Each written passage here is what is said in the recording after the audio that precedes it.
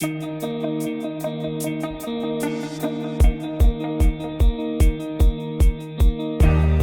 being told you've got heart failure and you need a transplant within the next year to survive.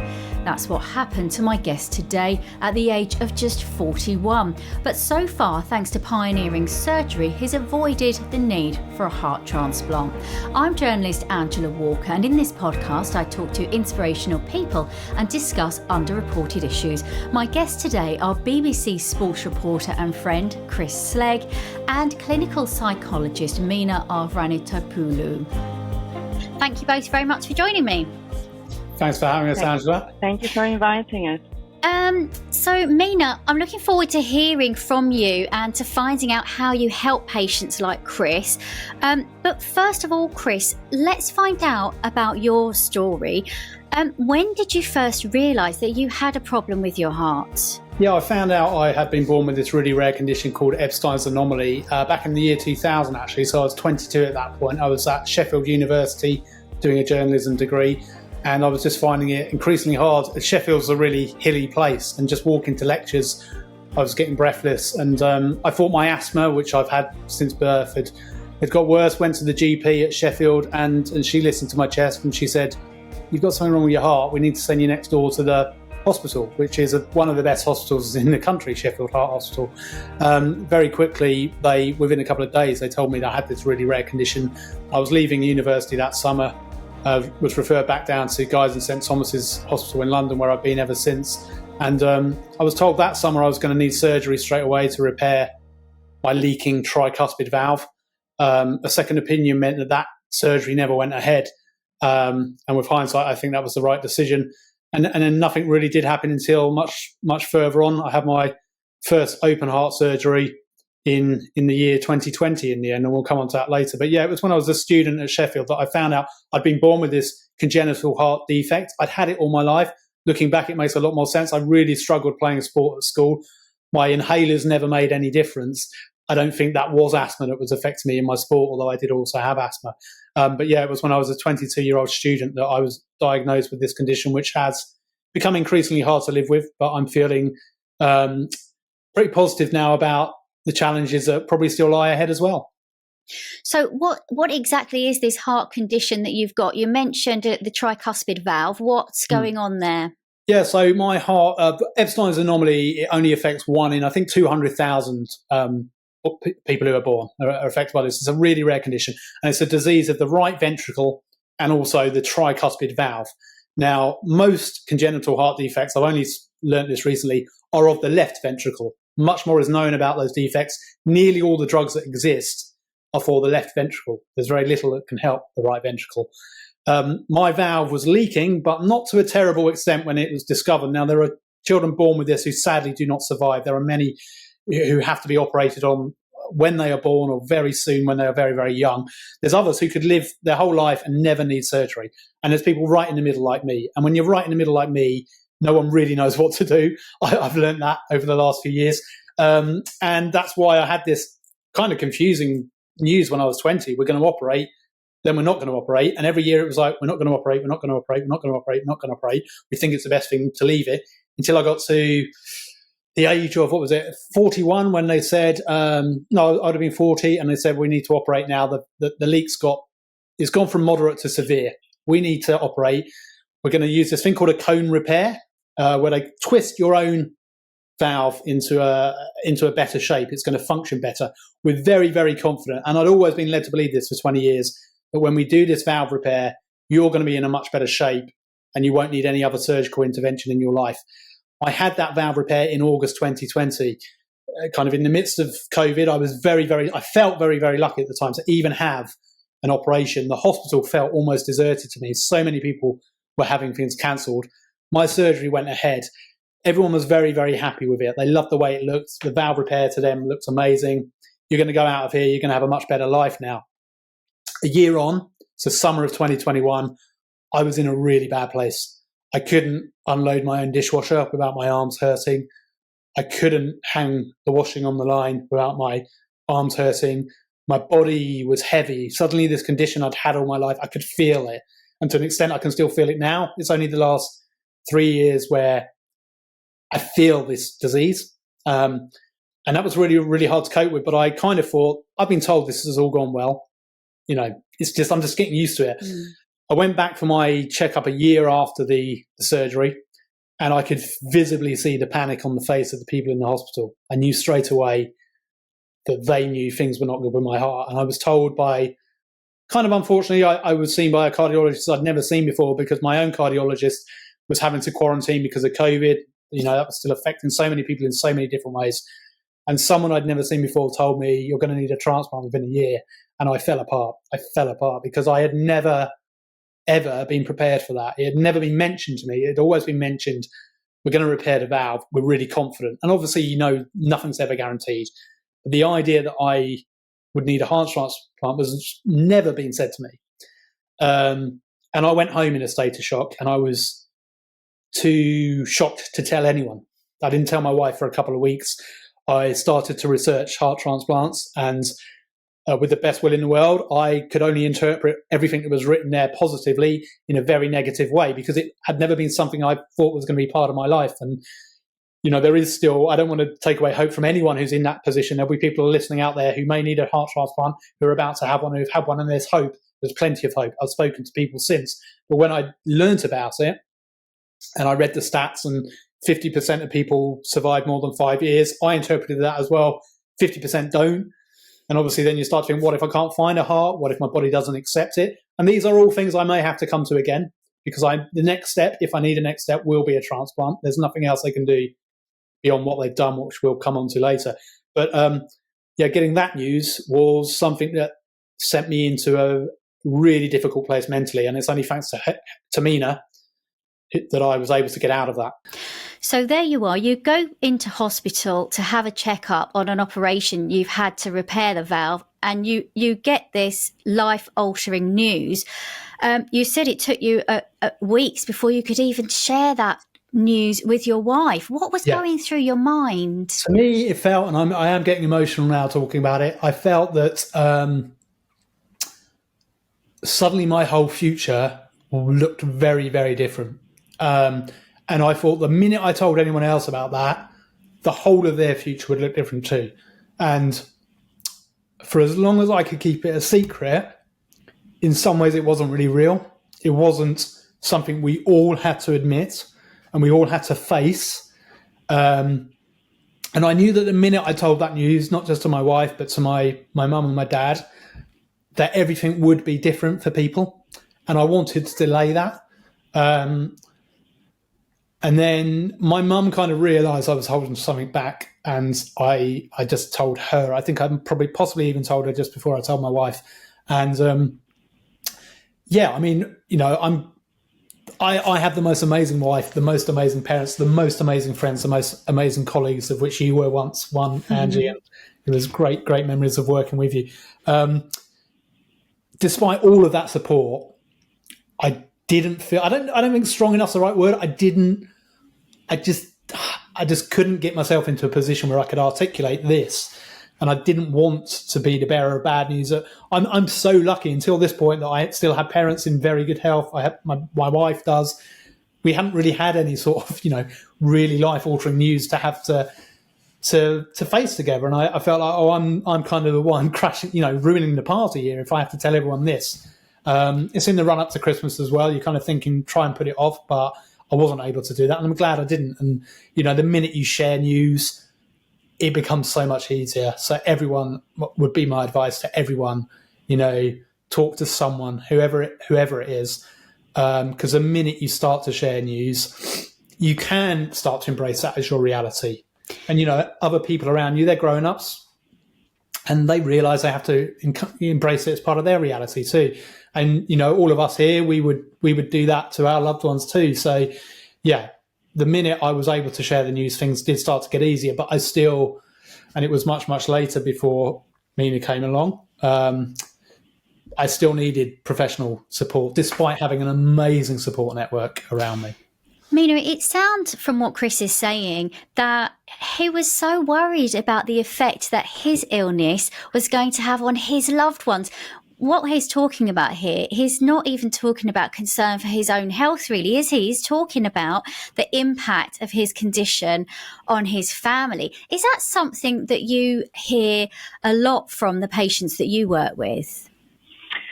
Yes, absolutely. And, obviously I'm not just talking about Chris. Everyone is very different. Every one of us is very unique, and we all have very different circumstances, and we have different phases in life. But this is something that we see a lot for slightly different reasons for people as well. Sometimes this involves a fear of letting people down, perhaps. But I can also feel that, and I'm not talking about Chris now, I'm generalizing. It can also feel that perhaps we have, lots of identities, lots of roles, lots of commitments in our life, and we feel that we're failing. There's a sense of failing in something, a sense of letting people down, but also us perhaps not being the provider, for example, or the protector. We have these sort of roles in our minds a lot of the times. We see that in men, but also in women. It can take slightly different context or format. But yes, and ultimately it's also about obviously considering our own pain and suffering, but also we can absorb our our family's pain and suffering and anxiety.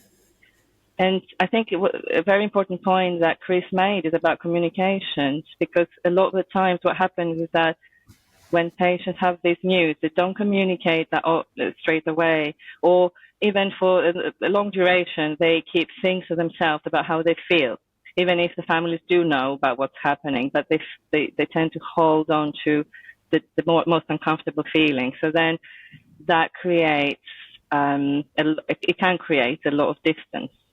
The family doesn't know what to do, how to support the patient. They have their own understanding, their own assumptions about what a patient may be feeling, but also the patient is not fully aware about how others feel. So that creates a lot of distance and lack of support, because you don't have that ability, that opportunity really to get and to receive and give support. And Chris, I know that you're a devoted husband and a dad as well. You've got 2 small children, and I know that one of your greatest fears was for your kids, wasn't it? It was the overriding thing that upset me, having 2 small children who are now 8 and 5, but were a couple of years younger at the point I got this news, just before Christmas 2021. I interpreted the need for a transplant, which I've so far managed to avoid, in the most negative way I could interpret that news. And although I wasn't receiving a terminal diagnosis, and my heart goes out to anyone out there who has or will, it felt very close to that for me. And what I've learned also is all of my life, and I think we all have this, and I certainly had it when I learnt at the age of 22, I had this serious condition.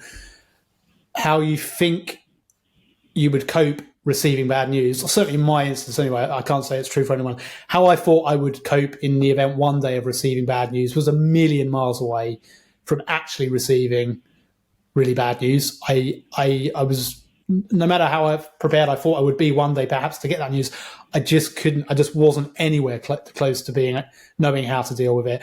And yeah, the thing that upset me most was, how would I ever tell my children? How would I prepare them if the very worst situation comes along? And I have to be honest, I'm not completely there with that one yet either, because fortunately I'm not yet at a situation where I have to do that. But I felt before Christmas 2021, this is the beginning of the end, I guess, not wanting to sound over dramatic. And I'm going to have to prepare my children for the fact that they might be losing their dad. And thankfully, I'm not close to that yet. But I was every day breaking down, crying about what it would mean to my children if they lost their dad early on and how they would cope. It was almost, I was feeling, how would they grieve? How would they be bereaved? It wasn't mourning my own loss as such. It was kind of mourning what my loss would mean to them.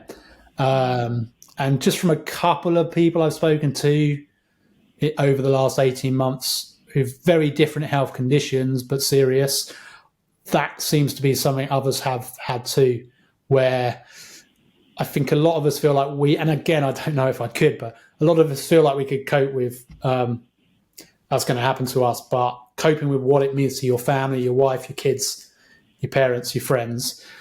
And actually, I'd say all of those things there, all those other people I mentioned, wife, parents, friends, to me anyway, that was a million miles away from what it would mean to my kids. It was much, much harder for me to deal with that, what it would mean to my kids and to any of those people, because I thought they'd get over it. They're growing ups. They'd be obviously very upset. They'd find a way, but I couldn't work out in my head how my kids could. And that really, really, really troubled me for well over a year. From the day I received the news, I was, in this guy's eyes, I was definitely going to need a transplant within a year. Probably until I started seeing Mina. Every single day I would cry about that thought, every single day. For just over really a year until I met Mina, and then I was able to start to deal more positively. And now I feel a lot more positive about the future I have and the present that I have. Mina, when we're parents, we just want to protect our kids, don't we? And then for someone like Chris, he has this major life-changing news and it's completely out of his hands. He can't be that protector of his kids because there's nothing that he can do. Like, how can you help people like Chris come to terms with these feelings, overwhelming feelings that Chris said? You know, he was upset and crying about this every day because what could he do about it? How do you help people with feelings like that? Well, there isn't one way that fits all. So obviously, it depends how everyone is affected. I think most importantly is to provide that space first, that safe place to start reflecting on the different layers of impact. So as Chris mentioned, one layer is how he felt this will affect his family. And there are so many other layers as well. Others more important than, perhaps some are more important than others. But I think most importantly is to start sort of encouraging that acceptance that Chris said. It will take time. Coming to terms is not something that happens overnight. And it really takes a lot of effort to understand all the different, very unpleasant emotions that someone is experiencing or could experience. You know, the grief, the sense of loss, trauma, perhaps, in a lot of cases. You know, Chris has had a few sort of surgeries, and the trauma of hearing those news, that shows us how the trauma is not only on the body, but in the mind as well, about fear about your own loss, the uncertainty, the lack of control, as you said. You use the word control. That is a very common theme, not feeling in control about the future. All of these different unpleasant and very devastating, really, situations and unpleasant feelings that someone has, I think there needs to be a safe place to be reflected, explored further, to allow the person to realize, understand themselves a lot better. Something that I think it's a few points to make that are important is that a lot of people, and we see that so much in cardiology, but also with other conditions as well, there is a confusion between weakness and vulnerability. So suddenly, if our body malfunctions in some way, we start feeling weak in ourselves. We think others see us as weak as well. And I think this is something that we need to start differentiating, that our bodies can be vulnerable, but that doesn't make us weak. Sort of concepts like that, it takes time to reflect and understand how they apply to us. But also there are ways of encouraging perhaps living more in the moment, in the here and now, because this is the only thing we can control. This is the only thing we can be certain of. And then there is another very important point, which we call post-traumatic growth, which is learning to live and to get a lot of meaning through adversity. You develop other aspects of yourself that you hadn't developed before the challenges. And through that, I guess one of the goals of therapy is to also the person learns to live a more meaningful life. You start evaluating how your life is, how you'd like it to be. You start visualizing how you'd like your life to be, doing things that matter, really matter to you. That's really interesting, because I had a colleague and he was always really happy. And I said, "You always got a smile on your face. You're always really happy." And he told me that he'd been involved in a near fatal car crash. Yeah. And after that, he was so happy to be alive that it changed his whole outlook on life. So it's interesting that you mentioned that. Yeah. Chris, did you feel resentful because you were like a young man, you were a successful TV reporter with a beautiful wife and children, you're in your prime and your body's letting you down? Was there a resentment there? I don't feel that thought wasn't there. It was a real fear. It was a real fear of, how quickly might my life deteriorate, my quality of life. And I'm so lucky to have everything that I have physically, and the health that I still have, and the health that I have anyway. But it was the fear of if this person, this medical person, is telling me my heart can only survive another year, then and this was the biggest fear. This was part of the biggest fear. Was what on earth? What is my life going to look like? I don't understand. What is going to be left. And another fear I had was I had come out of hospital in August 2020 having had my tricuspid valve repaired, and everyone was very happy, and everyone had pretty much assured me your life's going to be better. And again, obviously, I said there's no guarantee that I don't hold anything against them. That was a medical opinion. They looked at it looked good. They're happy. You're going to go. Your quality of life's going to improve. A year down the line, I felt like I had one bar left on the battery that was my heart, and I thought, they're telling me now that I'm going to need a transplant, and this was before we got to the thing they've done instead. I thought if anything else goes wrong, I felt like I couldn't, not necessarily trust, but I couldn't believe anything anymore. I thought if something goes wrong again, there's going to be nothing left. I mean, I'm going to have no energy left at all. I couldn't imagine how I'd be able to carry on doing my job as a journalist. As you know, working in TV and radio, it's physical journalism. It's not just written journalism, which has its own challenges anyway, but physical journalism, getting to different places, multiple places in a day, helping your camera operator, carrying their very heavy kit around. I don't think I've ever had that feeling of why me. That hasn't come to me, and I don't blame anyone that it's come to. I think, as Mina said, you'll never meet anyone else who's in exactly the same position, exactly the same circumstances, who will deal with things in the same ways. That resentment feeling wasn't one that came to me, but it was a massive fear of what my life is going to look like and what it's going to mean for my family. Just even getting the kids to school. So at that point, as I say, 2 years ago, having to push my youngest in a pushchair was beyond me. And I couldn't imagine, how am I going to do the school run when my wife, what's that going to mean for her? Just, every single day of your life is going to be impacted in a different way.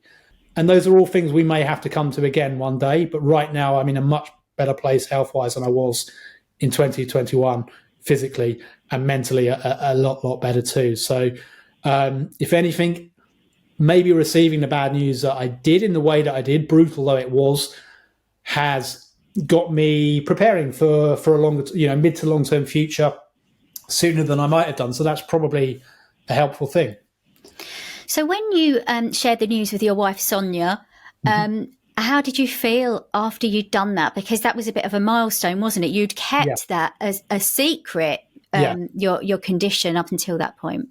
I felt a lot better, and I was worried I was going to feel a lot worse, and I was worried it was from that point on both our lives were just going to be kind of thrown into disarray and negativity. But yeah, from the minute it was physically, you physically feel the weight of a secret lift off your body.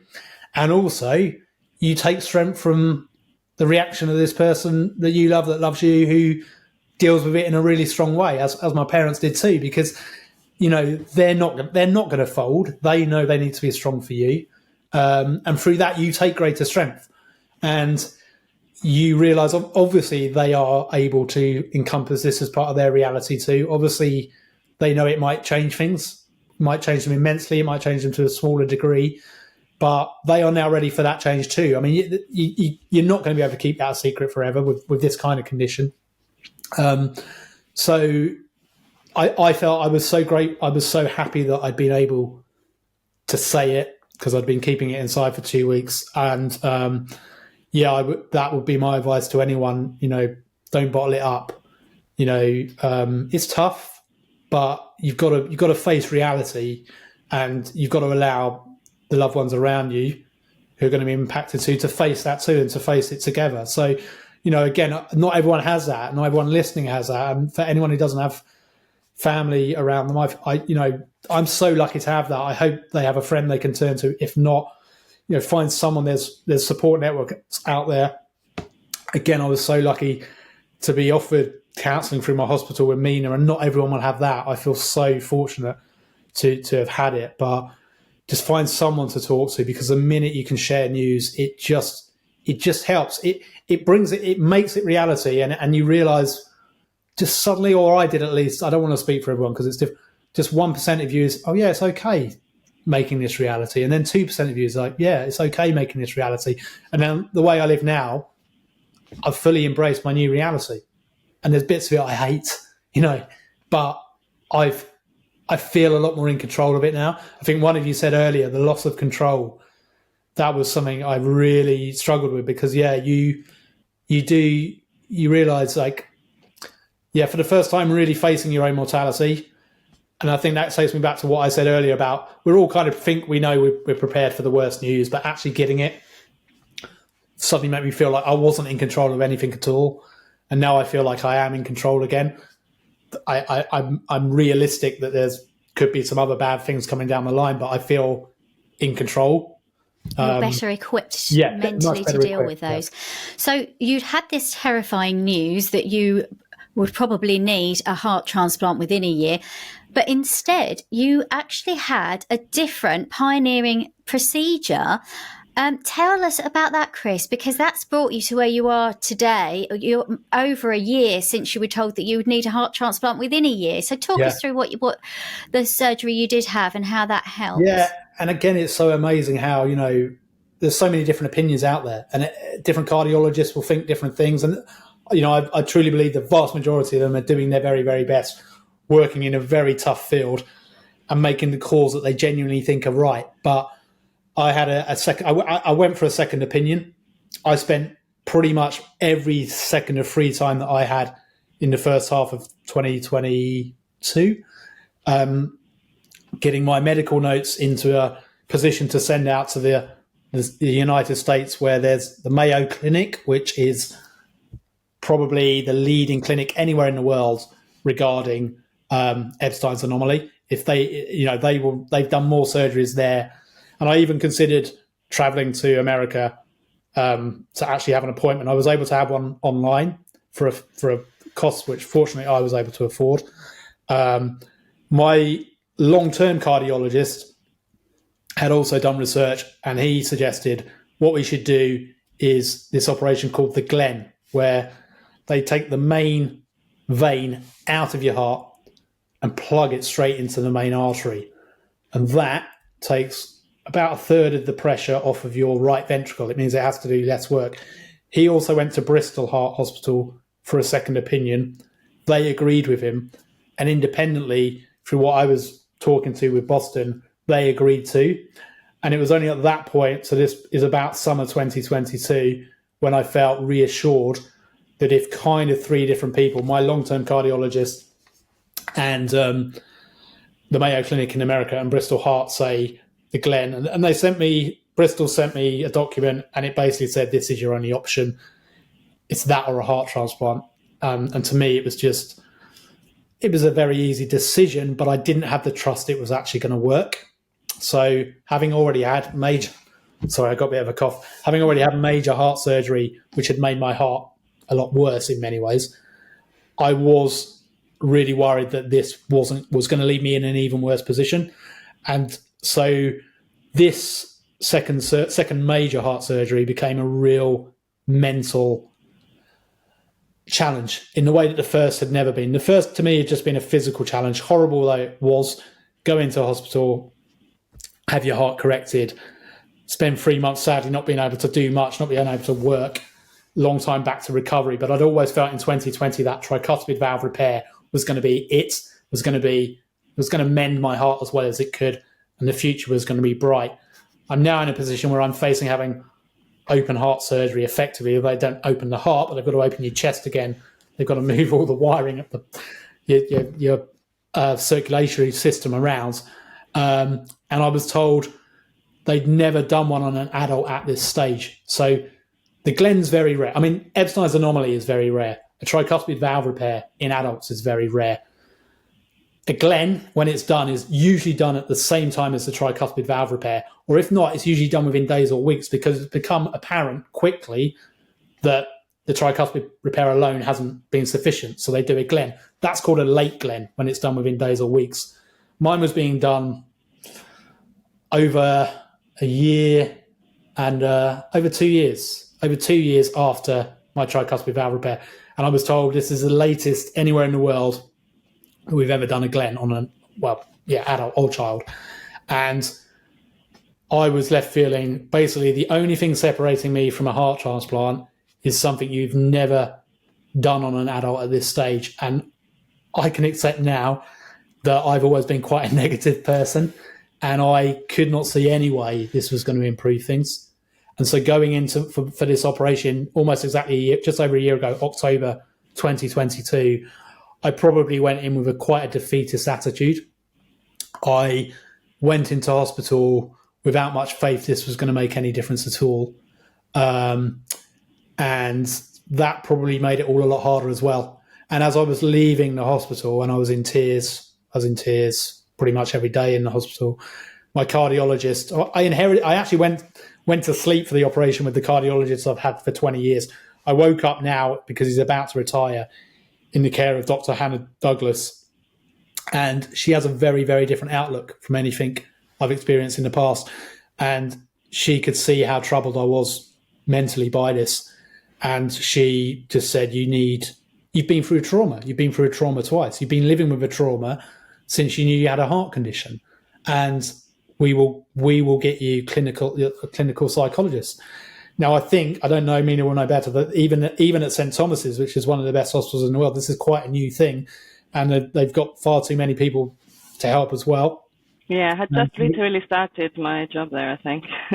Yeah. So I was so lucky. And I wouldn't have had maybe strength isn't the right word, I wouldn't have had the wherewithal to ask for this kind of support. I'll be honest, I had actually sought counselling in the middle of 2022 when I was dealing with the bad news, but I couldn't find anyone who knew what I was talking about, really. And again, I don't blame them, but I was kind of looking for a specialism that really isn't there to deal with what I was trying to go through.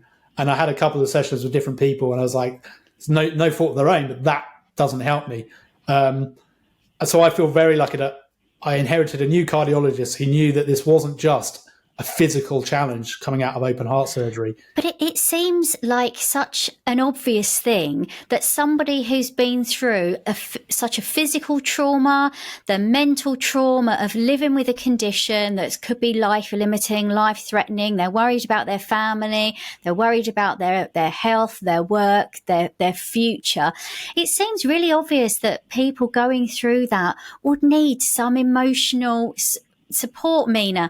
Shouldn't everybody get that when they're going through something like that? Absolutely. And I think, in the last 17 years, specialised in cardiology in different trusts. There is increasing sort of evidence for that, for our values, psychology and physical health. I've always worked in physical health.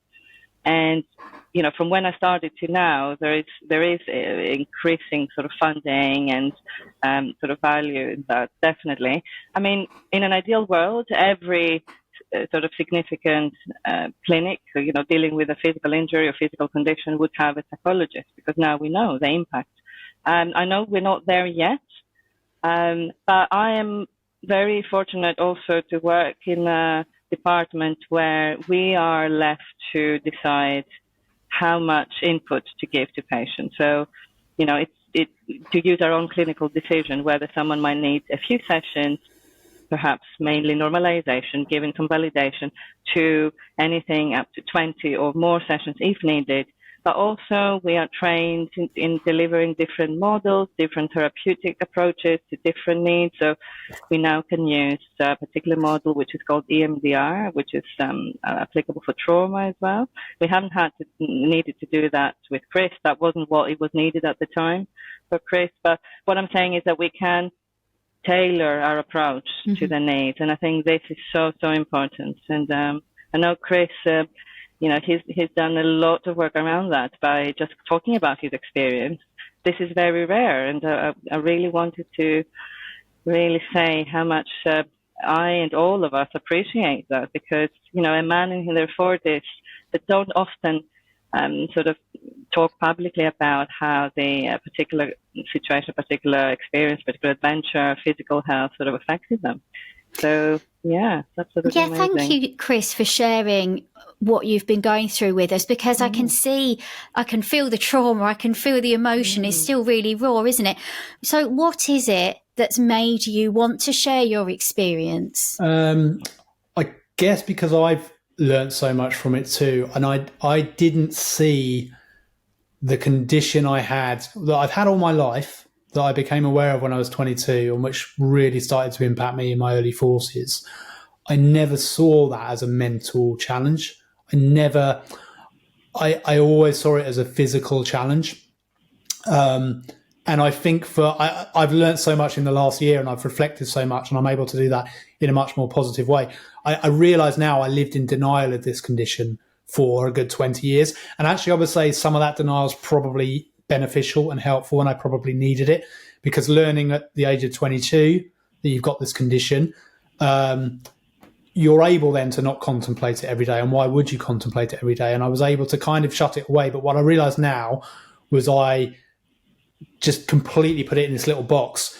And I went through one massive heart surgery in August 2020, where it was still kind of like, I've gone into hospital, been cut open, sewed my heart back up, had all these other minor operations as well. So I had about 5 before I even had the Glen, one major, 4 kind of comparatively minor, and just kind of soldiered on, as we all do. And I think we are at this, our generation is in this position where our parents, they were the children of people who were literally fighting in the Second World War. I've thought about this so much, so sorry to, and they were kind of very much of the, you just don't moan, you soldier on. That's the advice from our parents, and our parents do that. They don't moan about anything. They just, and we kind of had that bred into us. And I know actually when I was delivered the news, I had Ebstein's Anomaly, and my mum talks about this a lot actually. The cardiologist kind of delivered the news as well. Look, nothing to worry about. I deal with babies who are literally dying in front of me, and you've really got nothing to worry about. And we felt a little bit kind of like palmed off there, like in a way. But then I thought, yeah, no, he's right. What have I got to worry about? I'm not, I'm lucky. My condition is nowhere near as bad as some people. But actually, I've realised now that's quite a dangerous thought to carry around for 20 years, right? Of course, we all have sympathy for people who are in a worse condition than us. We all do. But it doesn't detract at all from what you as an individual are going through, whatever that is. Whatever bad news you've had, it doesn't matter where it is on this health spectrum. It doesn't matter that there's millions of people worse off than you, or, millions of people kind of with what you might see as lesser. It's changing your life. It's going to change your life, whatever news you've just had. And that's going to be hard to deal with. And you have to be able to accept that. And I think, this word guilt comes up a lot. And I was always, I don't feel guilty. I realise now a lot of that is guilt. A lot of it is, I shouldn't be moaning. I shouldn't be worrying about this thing I've got because others are worse off. Well, actually, of course, others are worse off. And you're always going to have empathy for them. But you have to be able to accept this is changing my life. This is affecting me. And so I never felt like I wanted to talk about it or let people see it was affecting my life until I guess it got to the point where it so obviously was, and I had to. And then all of this stuff was overwhelming. I mean, that's a word that's come up a lot. It was overwhelming. I couldn't deal with it. So why I'm talking about it, for many, one of the reasons is because of mental health aspects of having open heart surgery. And open heart surgery in itself, and having Dr. Hannah Douglas describe it as a trauma gave me so much, wow, I've been through a trauma. I get that. Validation, I guess. That it was like a validation of that. the other reason I want to talk about it is Ebstein's anomaly. No one talks about it. You just don't hear about it because it's so rare. And when I've tried to find other support or anything written in the past, there's so little there about it. There's just not going. As Dr. Hannah Douglas will say, all of the research is going into the left ventricle. We need more research into diseases of the right ventricle, like Ebstein's. There's barely any drugs that can help with the right ventricle. So I want to talk more about Ebstein's. I want people to become aware of it. I want people who have it to know it exists. For many years, I've got this thing, and I talk about it to people, and I'm like, what is it? I don't really know. And I've now found a couple of support groups on Facebook. One in the US, one here in the UK, which not everyone would find that sort of thing helpful. Sometimes I don't actually find it helpful. Sometimes I do. People obviously use it in different ways. Some people share an awful lot of information, which to me, sometimes I wouldn't want to share that much. And I feel it hard to see that much. Everyone's got to gauge what works for them. But yeah, I want to talk about Ebstein's. I want people to know it exists. I want people to know how it affects people. And it affects people in different ways, to different degrees. And I want people to understand that open heart surgery is a huge mental challenge, and no one should feel. I know a friend of mine, and he won't mind me saying, said with the first operation, "That's just routine now, open heart surgery, you'll be fine." And I kind of agreed, and I was like, deep down I didn't agree. Deep down I was terrified, and it's not routine. It's not routine. You're allowed to be scared. It's going to impact you. You're almost certainly going to be okay because it's amazing what we can do in this country. You're almost certainly going to be able to recover okay. And in most cases, you're probably going to have a better quality of life, fingers crossed. But it's scary. Being in intensive care is intense. Of course. And it was COVID as well, wasn't it? It was COVID. Yeah. You're under that obvious pressure that we're all under as well. So you had this procedure, the late Glenn, and that was just over a year ago. So how did that work out for you? Has it improved your life? Has it helped your heart? So we're just over a year on, and I had a checkup a couple of weeks ago, and they said it's stable. They said it hasn't improved, it hasn't got worse. And just for a couple of minutes, I felt a bit down, I'll be honest. I felt a bit down that it hadn't improved. But then I felt a lot better that it hasn't got worse, because I was, I'm nearly 2 years on now from having been told you're going to need a heart transplant within a year. I've still got my own heart, and I actually feel a lot better than a year ago. So I kind of thought, obviously they've got to tell me what their scans showed, and they've got to be very honest about their opinion. And I wouldn't want them to be anything else. But actually, I feel better. I feel physically better. I can hang the washing up. I can unload the dishwasher. I can do simple household tasks. I feel like I have more energy. Mentally, I feel so much better. You look really well, Chris. You've got a bit of colour in your cheeks, and you definitely seem a lot more upbeat than I know you were a while back.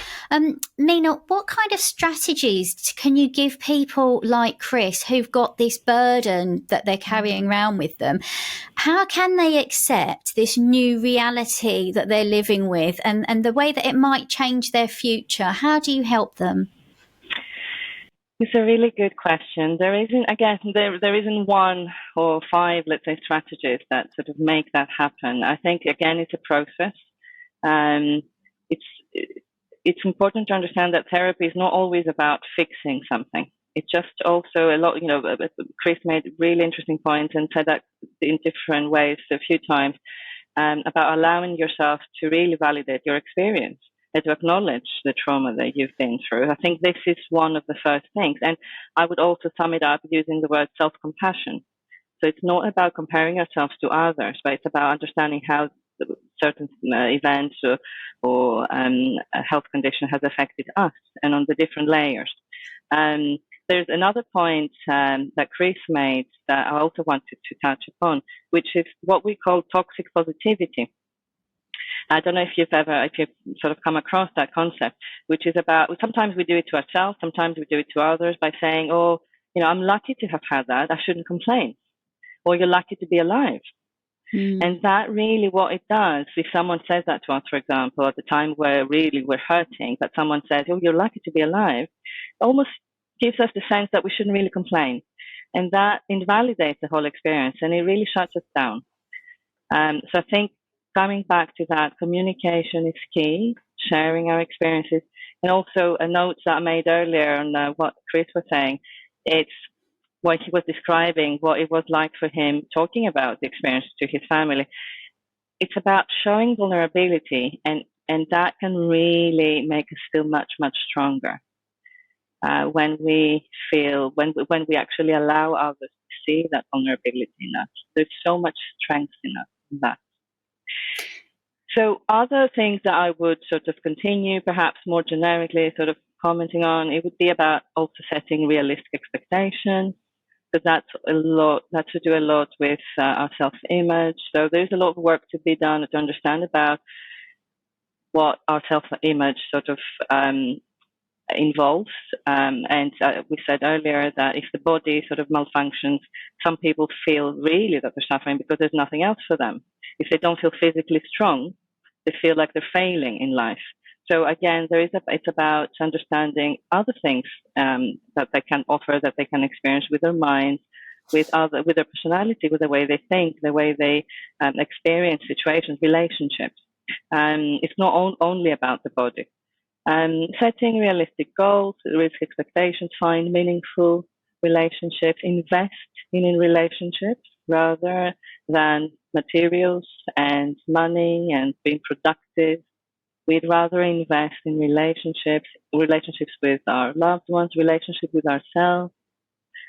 And again, coming back to the self-compassion, I think that's so important, and we see that so little at the moment and in life generally. And what Chris said earlier about how perhaps a lot of us have been taught to push through and to not really talk about things or admit that we're struggling.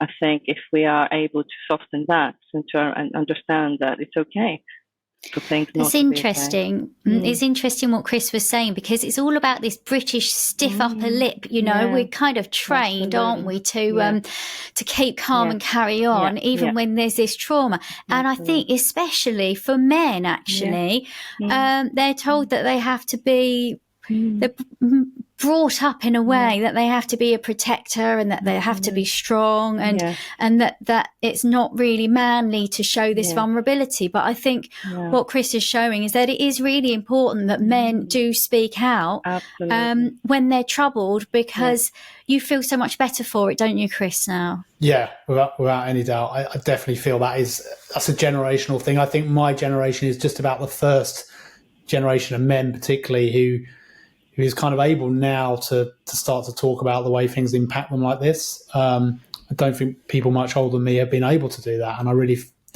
I feel for them. I really feel for them. It's so important to be able to talk. And I don't think I'd have thought, I would never have been dismissive of that for anyone. But even 5 years ago, I don't think I'd have truly believed it would be something that would help me. And now I feel it to such an extent. And I just wanted to pick up on something Mina said there as well about material things, because in a way that feels very, very separate to any of the issues I dealt with. But I've never thought of myself as a materialistic person. But in the very first session that I saw Mina, it would have been in December last year, and I just saw a couple of months after this latest operation, the Glen, and early days of recovery, really looking back, and I saw my kids in their nativity play, and I just felt really, really sad, because I was still convinced this was going to be the last time. Somehow I was still convinced this was going to be the last time I'm ever going to see them in a nativity play. And I remember talking with Mina about that in the first session I had with her. And I had this quandary of, I need to just quit my job, travel around the world, have this most amazing last year, perhaps, of my life with my family. But at the same time, that's not realistic, because I could be here for a long time. I can't afford to do that. I don't want to quit my job. And I don't want them to I don't want to tell them everything and why are we doing this. And I've never been able to pinpoint. I don't even know why talking to Mina has been so helpful. There wasn't like a silver bullet. There wasn't like this amazing thing. But somehow through those conversations, in the past I'd have thought of, this is just a day in the park, and 90% of me would still be thinking about work and what I need to do for work. And now that day, a day in the park, I know it sounds cheesy, feels so special. It's not just a day in the park. This is time with my kids. And I would say now, I don't think you can ever switch it off if you care about your job. And I'd say 10% of me might be thinking about my job now, and 90% is thinking about that day in the park and valuing that day in the park. Whereas in the past, I'd have been there, this is just a day in the park. thinking about checking my phone, thinking about emails, and like I was so worried my life was about to end and I wasn't going to have any time with my kids. Now I value that free time I have, not just with my kids, but like, you know, if you're lucky enough to be able to go to the theatre, immerse yourself in it. Don't go there but still be thinking about work. I know it's really, living in the present, Chris. That really, sounds living in the present, which I never, again, these things would have felt a bit like to me a few years back. I wouldn't have blamed or been mocking anyone else, but to me it would have been like, yeah, we all live in the present or whatever. Now I really get it. I really get it. Like, and that is the most special thing you're going to have, time with the people around you, your friends, your family, whatever family you have. Just value that time. You look like you found this new kind of joy in your life, Chris. And I've always had a really happy life. I've always loved my job, my family, my friends, but I do feel a new level of that now. It's kind of, again, stuff I wouldn't have, like mindfulness.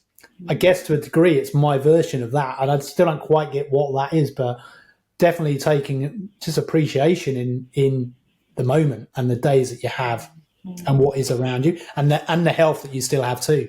There's so much that I am still able to do, and for 2 years of kind of fearing what I wouldn't be able to do anymore, now it's valuing what the so much that I am still able to do.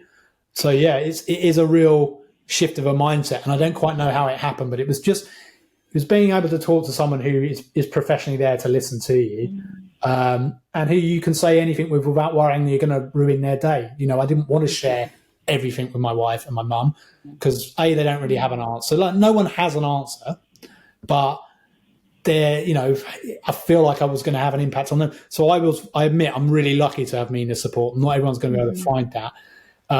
But to just be able to talk about my fears, my insecurities, you know, just say anything and know that it's okay to say it and share it with her, made a big difference. And what does the future hold now, Chris? I mean, you said that your heart's stable, but it hadn't improved. Yeah. What do you have to do? Is it kind of a watch and waiting kind of scenario? Yeah, it has been for most of my life, I guess. It's just monitoring it. Now, my heart's in heart failure. I might not have this right. I don't want to, but my understanding of what I've been told is once your heart's in heart failure, you can't reverse heart failure. Heart failure can go on for a very long time. It can go very quickly to the point where you would need a transplant. And it can also go in fits and starts. So it can progress and then slow and progress. And no one can really tell me much more than that, other than the Glen has stopped it getting worse over this last year. And again, dealing with uncertainty is something I've always struggled with, but I feel a lot more equipped to do that, having spoken to Mina now. I will, year by year, I'll have to go back, and one day they might say, you're going to need a transplant. And that's a reality that I just have to deal with. They may not. I may be really lucky and I can live the rest of my natural life and not have to resort to that.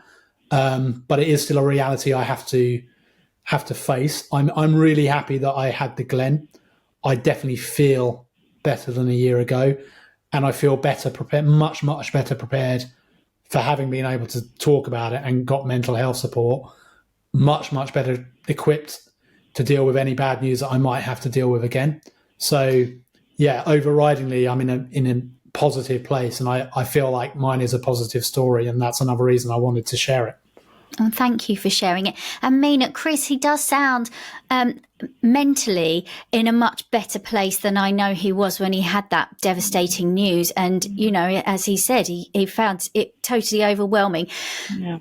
Would you like to see more psychologists like you available to help people like Chris who've had hard to bear news? Absolutely. There are not enough of us, and they're all the services are so busy. We acknowledge the impacts, and then there's just not enough of us. We have long waiting lists, and it can take us up to 6 months now to see patients. And we are aware that, you know, patients need to see us when they're actually going through it. It could be just before surgery or just after surgery, like in Chris's case. So, you know, in order for us to be able to be there for patients when they need us, we need more of us. Absolutely.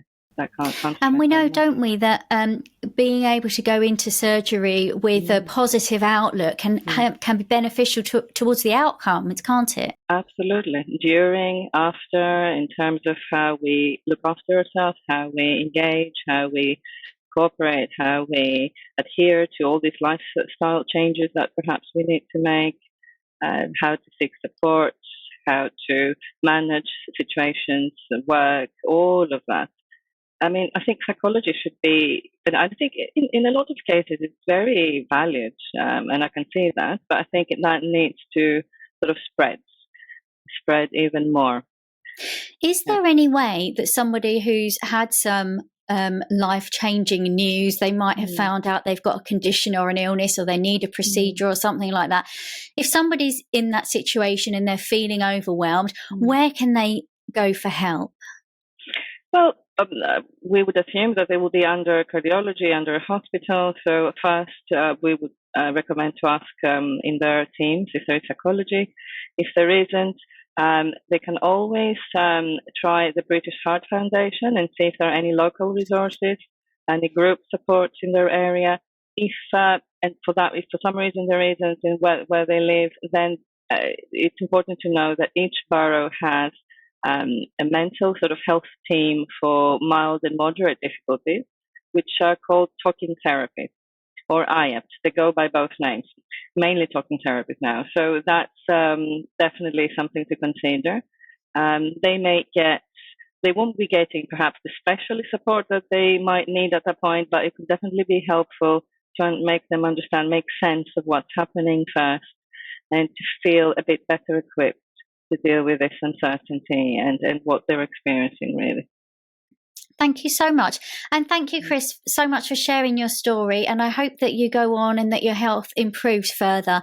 So thank you for telling us all about what you've been going through. Thanks, Angie. No, it's been a real privilege. I'm grateful for the opportunity to talk about Ebstein's and the mental health challenge of heart surgery too, and keep up the great work with your podcast, because that's really helped me too, listening to your podcast and the inspirational stories other people have been sharing on it. I certainly feel that a lot of people take heart and inspiration and a bit of strength from hearing what others have been able to cope with, and I think your series is invaluable for that. So thank you for the podcast. Thank you so much for saying that. Thanks, Chris. Thanks, Mina. And thank you, Andrew, as well. It's been an amazing opportunity. And thank you, Chris. And you know how I found our work together so rewarding. So thank you so much for all your work. You've absolutely, I can't tell you how valuable you've been to my whole life outlook. So I'm so grateful I got the chance to come under your care. And I'll be forever grateful. Oh, thank you. And this might be a first, actually, for patient and therapist to be together and publicly talking. I don't know. It's lovely to hear you, Chris, that you've got so much support from Mina, and Mina's obviously gets a lot of enjoyment from helping you as well. It's wonderful. Yeah, absolutely. Thank you both so much. Thank you. I'm journalist Angela Walker, and today I've been in conversation with BBC Sports reporter Chris Slegg and clinical psychologist Mina Arvanitopoulou. I do hope you've enjoyed the show. Please take a moment to rate and review, because that means that the algorithms mean the podcast will get shown to more people.